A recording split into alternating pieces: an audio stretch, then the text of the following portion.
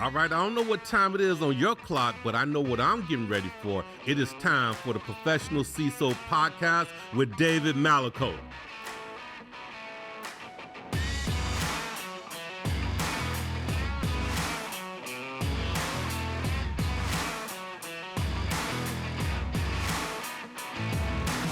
Welcome, one and all, to the Professional CISO Podcast. I'm your host, David Malicoat. This show is an exploration of the topics necessary to transform the role of the CISO into that of a professional. All right, gang, today we have an interview with a security leader in the technology care space. His roots are in consulting, building cybersecurity programs from what I can see, and now cybersecurity leadership, and I'm well respected at that. Now, notable things about our guest today. He's been mugged twice, which I don't know causation correlation with. He also has a black belt in Kuk-Sul-Do, which is a Korean martial art.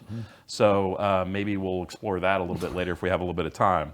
All right, so before we begin with our guest today, a huge reminder. So Digital Fight Club is today. So you'll probably see, this outfit being worn somewhere else in maybe a couple other episodes. Probably a little bit more sweaty, if I had to guess, because it's nice and hot in Dallas these days. But by the time you hear Season 1, Episode 1, we are recording tonight.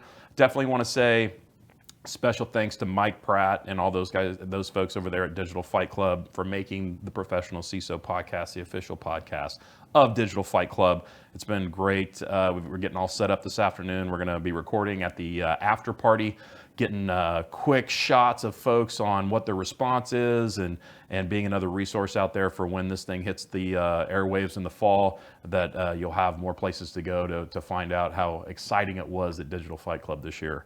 And then also I want to say a special thank you to both Armis and Interpret Security. They are sponsoring both of those upcoming episodes, so you'll see those coming out in the coming weeks. Also, I want to give some more shout outs. So recently got put in with ISSA, North Texas ISSA, which is the largest ISSA chapter in the nation. And I'll be moderating a panel at their Lunch and Learn on Thursday, July 18th, around 11 a.m. at Maggiano's in Plano, Texas. The topic will be platform versus best of breed. So we'll see how that kind of turns out. Seems like that's been a subject of discussion here recently. And then also just a little reminder, on September 6th, ISSA will also have their 12th annual cybersecurity conference. It's at the Plano Event Center. It's all day, so I think like 8 a.m. until 4:30 p.m. More information to come on that, but we will be involved in that, probably recording with some of the speakers, as well as just maybe some folks off the street or off the conference floor. And finally, just want to give everybody a reminder. The best way that you can support us is to make sure that you're getting quality content and continue to get so. Hit that follow button, whether it's Spotify or Apple, or hit that subscribe button on YouTube. Follow us on LinkedIn, share it with folks, share it with that friend or colleague, and it's been great so far. So this is not a thing of, oh my gosh, we're not growing. It's more of we're hitting kind of this critical mass, and we want to kind of see that network effect take place. And so just a little reminder, hit that button when you can. And so now let's talk about being a professional CISO. In today's episode, our guest is Jim Desmond. He is currently the SVP and CSO at Asurion out of Nashville, Tennessee. He has held positions at Elevate, Vantiv, Intuit, and Merrill Lynch. Please welcome Jim Desmond. We figured we had to do it ourselves. Right. No, we don't have our caterwauling groupies here. I have to hire them maybe. All right. So love to start with the human side of the story. So, because we know it's all technology, right? It's bits and bytes, but in the end, it's all people that are doing this, right? My network would be safe if it weren't for all these users. Absolutely. So how did a young Jim Desmond first kind of interact with technology, and then kind of give me that story arc until today? Well, the origin story, right? A little bit of a Batman theme there. The origin story is I was in Ohio State University. This is coincidental, by the way. Ohio State University, and there was a recession going on, and I got out with my political science degree with every intention of becoming an attorney. And then I found out law school cost money, and that if you didn't have good grades, you couldn't really go to law school. Right. I majored more in socialization and drinking than I did than anything else. So I quickly pivoted. I was actually in the Marine Corps platoon leaders course at that time, with every intent of becoming a Marine Corps officer. And I bashed up my knee pretty bad. I went through MEPS and the whole bit, but ended up backing out of it, and found myself looking for jobs. I mean, David, I got to tell you, I sold latex gloves. I sold latex gloves to dental offices. I was a bouncer. I was a bartender. There's a little security theme there, right? The bouncer job was probably my favorite. And then I started doing data entry in Excel 2.0 for a marketing company. And I got so tired of typing the same frickin' thing over and over again, I started writing macros. And my macros were so complex, I was actually calling Seattle, right? I was calling Redmond and getting actual Microsoft support before they ever did all that stuff. I'm dating myself a little bit. That quickly turned into more and more technology, figure out how to fix computers and stuff like that. It's still a small company. And then I became a software trainer, and I kept growing that technology base. All the while, David, still in my mind, I thought, I've got to get into sales, or I've got into something, because this nerd shite isn't going anywhere, right? That's for nerds. Right. And we had a PDP 11 at my high school. You're dating yourself again. I know. Yeah, that really hurts. And I remember doing it and just thinking, looking at the people in the computer lab, one of whom is a very good friend of mine, going, oh my God, I can't become one of them, right? And eventually it evolved, right? I found out I became a software trainer, and then I became a consultant. Got into networking, and right around the .com boom, somebody said, we're going to put up a security team. And I was like, tell me more, right? Look, I'm the youngest of four, and my whole life has been about fairness and justice and protectiveness, right? With my older brother, if I was eating, I'd have one arm in front of my meal and the other hand on a utensil, right? Just to make sure I could keep it. So I always had this fairness gene. And then once I saw you could do that for a living, right? And with technology, I was in. I ended up in a bank called National City Bank, which was relatively large, but was lost in the mortgage collapse. But started there as a vice president of information protection, and I was off to the races. Absolutely. And haven't looked back since then. I get significant joy from providing the protection and building the teams and the effectiveness to be able to not only prevent things happen, but when they happen, that we've got the ability to respond quickly. Love it. So, did you find that it was kind of a lightning strike, or did it just really kind of build up over time? I mean, it seems like a preparedness met opportunity as well. Yeah, I'd like to pretend that I'm an incredibly intentional person, but anybody who knows me knows that's not super true. So I mean, there was even a time when I was doing technology that I got into technology sales. It was a brief anecdote. I got into technology sales, and both the programmers quit, and the receptionist, it was a small company, and the receptionist leaned out and goes, we got a tech call on line 2. So I started doing tech support. I ended up running the tech support division. The company exploded, right, the whole bit. So there was this, I kept trying to get away from it and kept getting pulled back. But that love of security, that sheepdog mentality, when I found out I could do the two together, it was more of the lightning strike moment. I'm like, I'm in. Let's go do that. Love it. Love it. All right, so let's shift a little bit. Theme of the show, right? And I kind of ask this of all my guests, and because I think it's not a common answer, right? It's not just everybody's going to say the same thing, because it's all about the experiences that you just talked about. So, do you believe in that idea that we need to professionalize our role as CISOs? And if you do, what does that mean to you? And it's okay if you don't. We can, go that direction as well.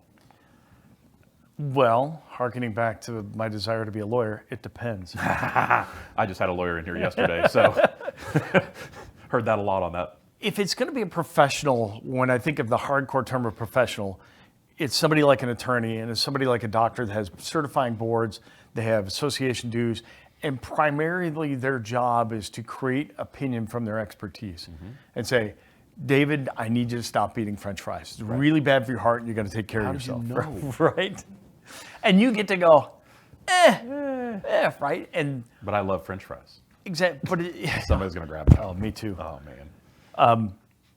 The thing is, though, is that it is somewhat of a mercenary position, right? Like, they're affiliated with the hospital, but are they really there for the hospital, right? They're not. Their agency is all around the delivery of their expertise. today, what I think we have today is, especially evolving since Mr. Brown over at SolarWinds and the SEC, we're seeing the CISO is starting to be, there's a tension, right? A significant tension pulling on this role. And I think what we're going to, let me put it this way, something's got to give. In previous CISO roles, and I won't say where or when, there was significant pressure to go, say everything's okay. We'll fix it behind the scenes. Don't you worry about it, right? Yeah. And we can't do that anymore. Right. So things like the Hippocratic Oath or whatever the attorneys have that is similar to do no harm, the one thing I think every CISO has to be prepared to do is walk away. I'm going to write a letter. I'm going to give it to the board of directors, the executive committee, say, you're making a terrible mistake. I cannot be part of this. Right. I'm walking away. That's really hard to do in this role right now. Yes, it is. So I think something's got to give. Gotcha. And so it's funny that you mentioned Tim Brown, SolarWinds. The journey for this podcast started with that Wells notice early 23, which is I felt the wind's changing. Like you said, there's this pull and there's this, it's uncomfortable is the best way that I could put it. I didn't feel like I was ready. I didn't feel like that I had enough information to say, I don't understand where this is going and I need to understand where it is headed. And I went out there and looking for it and I really didn't find it, unfortunately. I don't think anybody knows. Right. And so through the summer, I looked for more. And then in the fall, it was like, well, I had a conversation with my mentor, Robert Pace, which is the CISO Invitational. I know Robert. Yeah. He and I worked together 25 years ago at Perot, and he was my first guest, by the way. Yep. But I listened to that one last on the way here. Great. Love me some Robert Pace. But we had like a 15-minute check-in, and in an hour and a half later, right? Yeah. The phone call wound up, and I'm like, man, if I could just have recorded that and share it with everyone, because it was such a great phone call. Bottle that up and all of a sudden sell it was like, ding, and I was like, So in the end, I was like, if not me, then who, right? I mean, if it's not out there. And if not now, can then we? when? Right, and if not now, when? And I think that's the thing of like when we had our conversation at RSAC, where, man, there's so much meat on the bone with this to be able to move this through and be able to at least have a place where we can come and have that conversation from all the different voices. As I've heard somebody say, if you ask 5 CISOs, you're going to get 6 opinions, right? Okay, enough of the soapbox. So how about, yes, everybody, it's a little bit different for everybody what professionalizing means. We know we need to go somewhere, but where is that destination, or where are you seeing it going from your seat? Share it with our audience. Yeah. Jim Desmond's view of the CISO role going forward. You know, the CISO role, well, there's a real pull, and anybody who's ever worked with private equity or even a public company for profit, there's a real pull about immediate financial results. It's got to happen, right? And when you're a risk manager, like most CISOs are, that's different because those tend to be long-term conversations. I need $1 million to put off what could be $20 to $50 million worth. And they go, but that could hurt this quarter. How can you do it cheaper? Oh, I can't really, we got to do it this way. Well, then I don't want you to do that, right? There's building mechanisms. You can build a risk register or a risk acceptance process, which I highly recommend you do. On the other hand, I think from a professional aspect, the CISO has to be freed in some way, excuse me, either with reporting responsibilities to the board or to a governing body or something like that, where they can give an opinion that is immensely unpopular to the immediate goals of the organization and still maintain their value, their marketability. Right. Or their stature in the company. Yeah. Well, I'm just guessing. If I walked into, Megacorp, whatever, and I said, hey, if you don't go to Zero Trust right now, we're going to get rolled, and we're going to get rolled bad, and they say no. Right. And I write my letter that I mentioned before and hand it off, Megacorp could make it where I'm persona non grata. Absolutely. Right. So maybe, and I'm starting to think future, right? Who knows what's going to happen? But maybe some sort of accreditation board or ethics board or something like a medical board that goes and says, no, David did all the right things. We find no fault. He is in tune with all the best practices of a cybersecurity professional. So part of the conversations that I've had with a lot of folks, and I see kind of this bubbling, similar to GAAP for accounting, is do you feel like that kind of goes in tune with the generally acceptable cybersecurity principles? Sort of. We've got more frameworks than you can shake a stick That's at, the right? challenge, right? I mean, the company I work for now, Asurion, is a global company. So I've got PIPEDA, I've got APEC, I've got GDPR, I've got, I've got PCI. The list keeps going. So I've got every framework under the sun, and I'm not sure it makes us any safer or any more legitimate, right? I don't know how else to say that.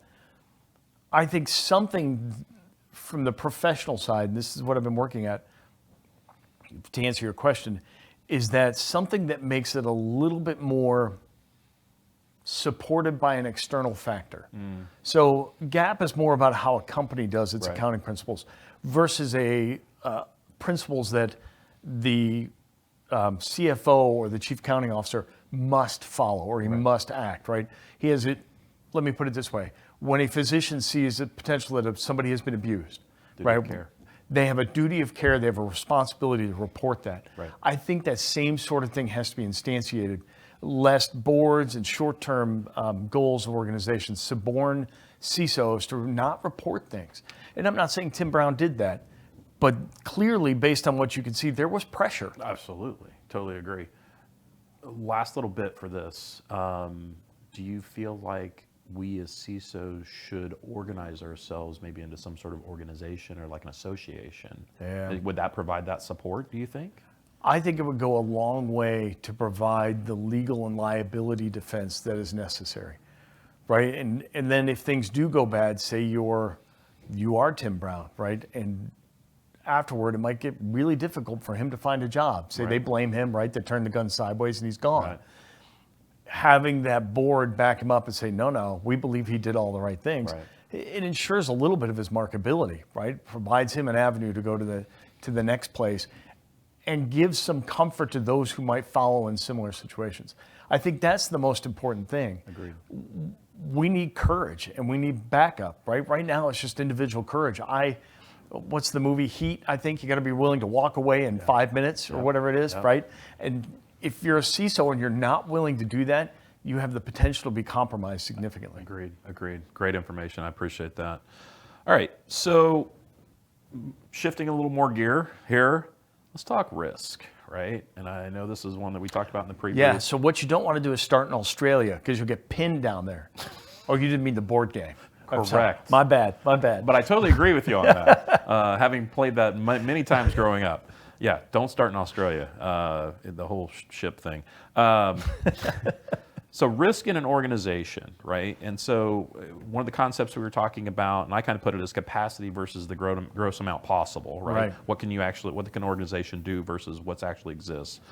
You have a very unique way of thinking about it. I want to hear that. I want you to communicate that to our listeners and viewers because it's unique, and I think people will be able to take that away. Yeah. The way we tend to think about it is the organization has 100 pounds of need, right? They got to move 100 pounds of dirt, and we've only got 10, 50 calories of energy to move that 100 pounds. There's no way we can move it, right? So what part of that dirt pile is the most impactful to focus that energy on to get it moved? Which means that you've really got to start taking in different aspects of what you're facing. It can't just be, this is a CVSS score of X. Well, let's get that first.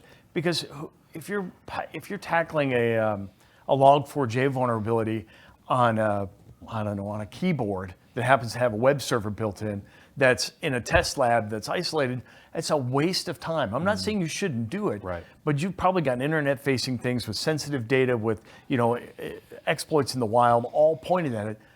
Take that energy and put it there. And that's what I think most organizations need to be focusing on is how do I focus my energy in the right place? And how do I know to focus what those are? And what are the elements I need to build into that risk? And I don't want to call it a calculation, but risk assessment. I hate using that too, but how do I assess what needs to get hit first? And so how are you doing that? Like, talk us through kind of the broad strokes. Well, we started but more detail, of course. We started with a vulnerability management, which seemed like a good place to use. We use we have Rapid7, we have all the tools, right? Like everybody else. And we're bringing in all these chunks of data, which doesn't give us a lot of flexibility in identifying the ownership, the impact, things like that, and also the other aspects of risk that are involved to it. So we took another tool, it's called Brinka, and we started taking that metadata that it produces. We call it metadata. And we started applying some of the things I said. Is the host internet accessible? Does it have PII on it? Are we seeing active exploits, right? Is it close to end of life, right? We'll even do end of life calculations. We made end of life operating systems a vulnerability.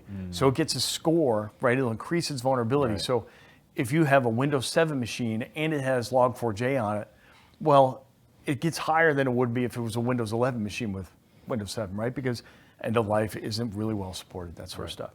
So we got all that data and we started tagging it. So we tagged it by product, by owner.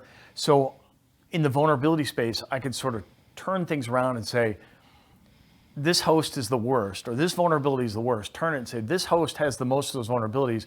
Turn it again and go, well, this product that we run has the most vulnerabilities. Turn it again and go, you know what? It turns out this vice president of that product actually is the worst all around.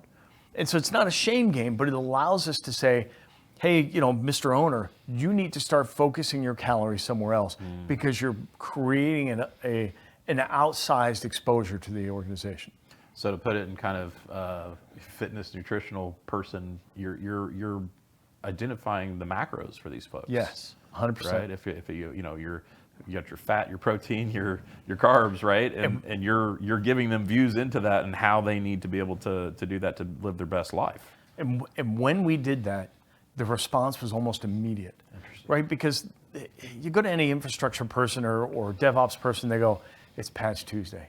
Yay, right? And they're moving shite from here to there. Right. And they can't stand it. And they're never going to go after the outdated Undifferentiated JDK or stuff like that. They're just going to do the stuff. Yeah, undifferentiated work.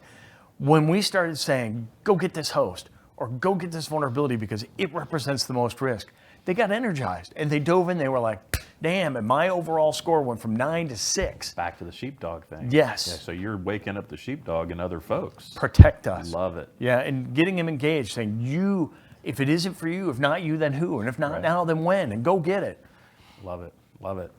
Okay. And so did you have to have different people? Like, did you bring in different people to do this, or were you able to do it with your existing team? There's a guy, Ian. Yeah. We've all got that guy. Yeah, well, we got the guy. He's a veteran of the company. He's done expat roles and things like that. He's been all over the technology team, and he was the one.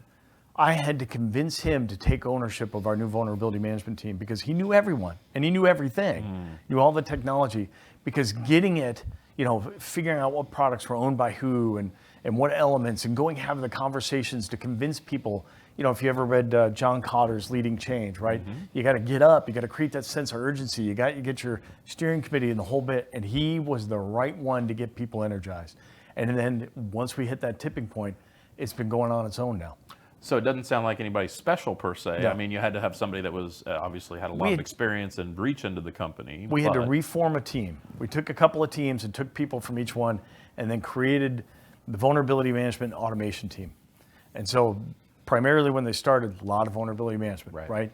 One of the things they took on after they got that instantiated was a 0-day process, which went from days to hours. Love it. Amazing. All sorts of automation. So super happy with it. And so it wasn't like you had to go to the market and like get these super, you pretty much had everybody that you Had needed everybody to do with- this. You just combined a couple teams. It's funny, it's not that difficult of a concept.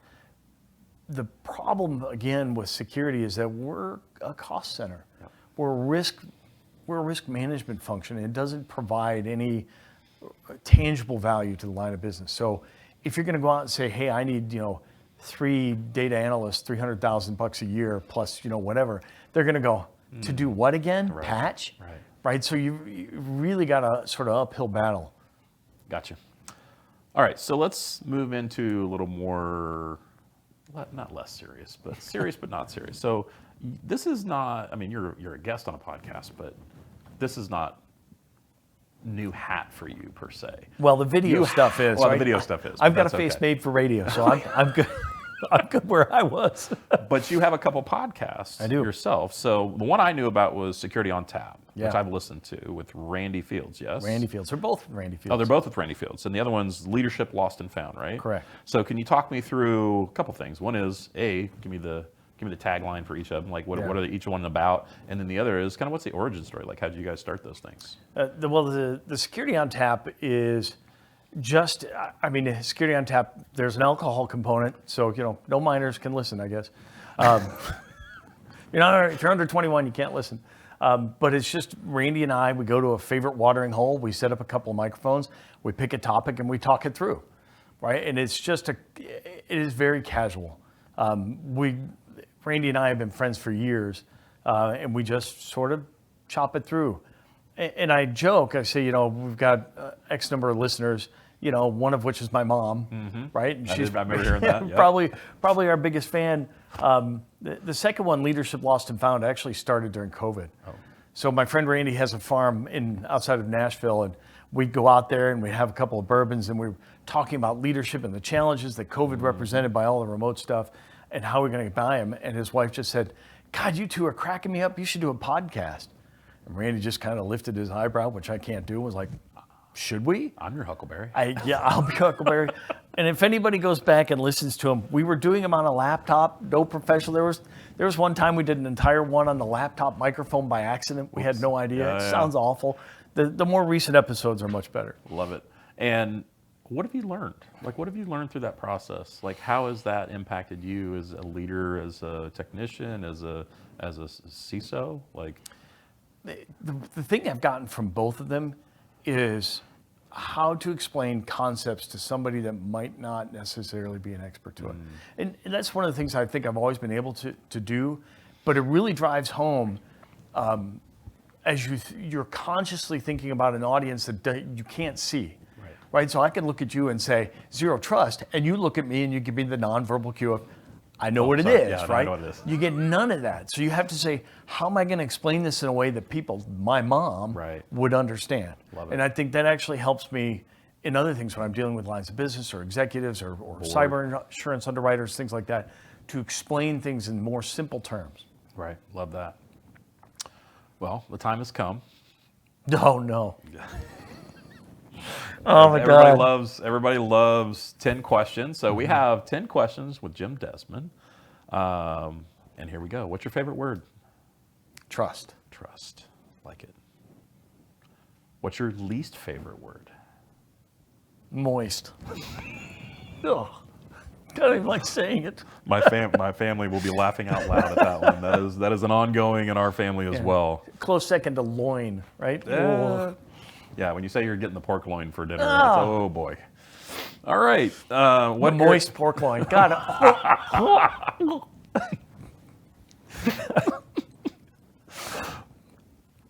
Give me a second. Yeah. All right. So what area of your work do you find most interesting?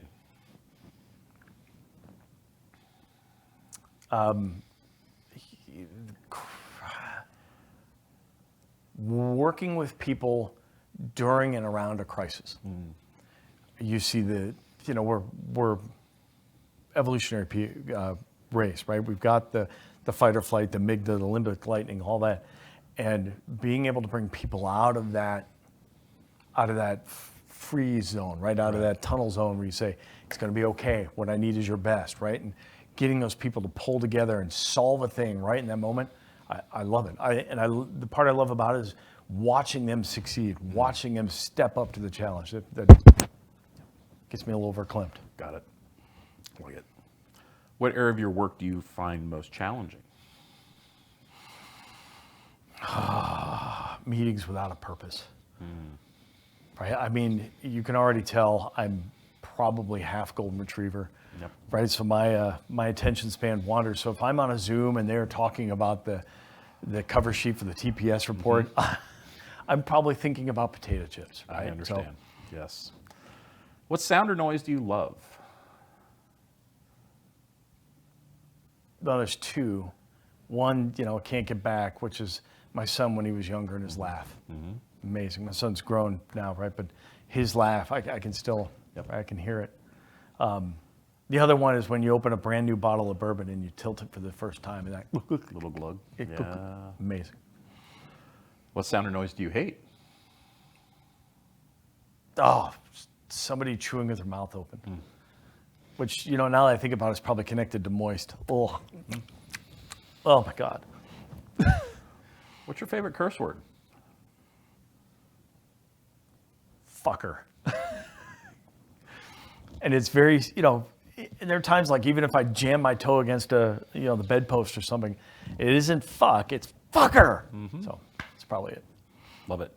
Now, most people know that when I curse in text, FSCK. Right. Right. Well, that's Unix. Right? I was a Unix guy. Yes. What profession other than your own would you like to attempt? So I've been struggling with this one. Attempt? Like, can I go back in time and I'm young? Sure. Oh. However you want to do it. So I got two answers. One is that I would like to have been a Marine officer, right? Or even an enlisted Marine. Either one would have mattered. I always wanted to be part of an elite group that was mission focused, right? Yep. Which is one of the things that I try and build in my teams, that we're very mission focused and do that. The other one, if it had to be, now with maybe a little bit better conditioning, I'd love to do a ski patrol. Yeah. Skiing is one of my passions, and helping people and protecting things, count me in. Love it. What profession would you not like to do? Corrections officer. Yeah. It's funny because protection, something, the sheepdog ethic or mindset is mine. That is almost the opposite, right? Maybe you are protecting society from ne'er-do-wells and things, but that becomes about control and dominance and pain, and I just have no interest in that. I couldn't do it for an extended period. Yeah, I think you see the humanity just get boiled down. Yeah, stripped away. Yeah. Yeah. All right, final question. If heaven exists, what would you like to hear your God say when you arrive at the pearly gates? Like him to say, I imagine he'd probably say, we're going to have to change our screening process.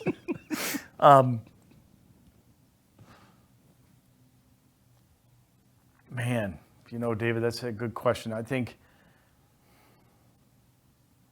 welcome home. Love it. Ladies and gentlemen, Jim Desmond. All right, gang. So in this episode, we covered quite a bit. One of the more, I think I laughed more in this episode than anyone I have so far. But that's how we were at RSAC as well, if I recall. But we covered risk. We've covered, obviously, professionalizing the role and what it means to Jim Desmond. I also think we covered specifics around how he implemented risk around vulnerability management, which I think was some solid takeaways right there as far as I'm concerned. So I know I'll be going back and looking at my own way of doing things and hopefully implementing some of those things as well. But in the end, I renew the call. We must professionalize the role of the CISO. In the meantime, I wish you health, happiness, and success in becoming the professional CISO. Let's do this. We're professionalizing the CISO role, so please subscribe to the Professional CISO podcast.